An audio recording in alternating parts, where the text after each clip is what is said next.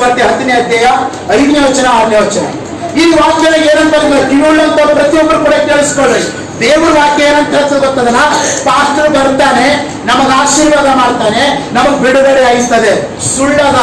ಯಾರು ಕರೆಕ್ಟ್ ಆಗಿ ನಡ್ಕೋತಾರೆ ನೋಡು, ಅವರಿಗೆ ಮಾತ್ರ ಪಾಸ್ಟರ್ ಆಶೀರ್ವಾದ ಮಾಡಿದ್ರೆ ಆಶೀರ್ವಾದ ಆಯ್ತದೆ. ನೀನು ಸಭೆಗೆ ಬರ್ಲತ್ತಿದಿ, ಅದೇ ಸರಿಯಾಗಿ ನಡ್ಕೋತಾ ಇಲ್ಲ, ಅದು ಹೆಂಗ ಆಶೀರ್ವಾದ ನಿನಗಾಗ್ತದೆ? ಅದು ಹೆಂಗ್ ದೇವರು ನಿನಗೆ ಒಳ್ಳೇದು ಮಾಡ್ತಾನೆ? ನಾನು ಹೇಳ್ತಾ ಇಲ್ಲ, ದೇವರ ವಾಕ್ಯ ಹೇಳ್ತದ. ಲೂಕನ ಬರೆದ ಸುವಾರ್ತೆ 10ನೇ ಅಧ್ಯಾಯ 5ನೇ ವಚನ 6ನೇ ವಚನ ಕಿವಿಯುಳ್ಳಂತ ಪ್ರತಿಯೊಬ್ಬರು ಕೂಡ ಕೇಳಿಸ್ಕೊಡ್ರಿ. ಏನಂತ ಹೇಳ್ತಾ ಇದೆ ಕೇಳಿಸ್ಕೊಡ್ರಿ, ಹೋದಮ್ಮ.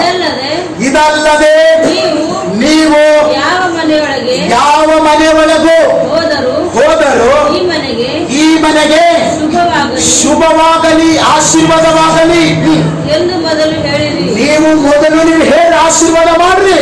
ಆಶೀರ್ವಾದ ಪಾತ್ರ